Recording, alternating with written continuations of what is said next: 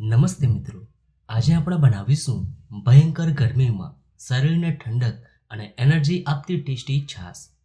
આ છાશ ઠંડક આપવાની સાથે સાથે તમારા પાચન તંત્રને પણ મજબૂત કરી દેશે. તો વિડીયો ગમે તો લાઈક કરજો અને ચેનલને સબસ્ક્રાઇબ કરવાનું ભૂલતા નહીં.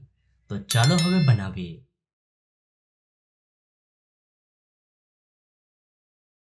શરીરને ઠંડક અને તાજગી આપે તેવી મસાલા છાશ બનાવવા માટે જારમાં ઉમેરીશું 2 ટેબલસ્પૂન લીલા ધાણાના પાન, સાથે 10 જેટલા ફ્રેશ પુદીનાના પાન, 1/4 ટીસ્પૂન અધકચરી વાટેલી મરી, 1 ટીસ્પૂન શેકેલા જીરાનો પાવડર, અડધો ટીસ્પૂન સંચળ પાવડર અને 1 કપ મોરું દહીં.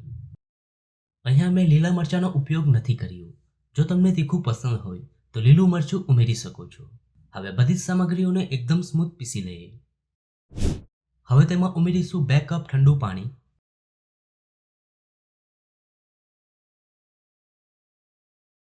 અને હવે ફરી એકવાર બ્લેન્ડ કરી લઈએ. તો તૈયાર છે ટેસ્ટી મસાલા છાશ. હવે તેને સર્વ કરી લઈએ. તો ગરમીમાં શરીરને ઠંડક આપે તેવી ખૂબ જ ફાયદાકારક અને ટેસ્ટી છાશ બનીને તૈયાર છે. એકવાર તમે આ રેસીપીને જરૂર ટ્રાય કરજો. ઘરમાં બધાને ખૂબ જ પસંદ આવશે. તો તમને આ છાશની રેસીપી કેવી લાગી? જો રેસીપી ગમી હોય તો વિડીયોને લાઈક અને શેર કરજો.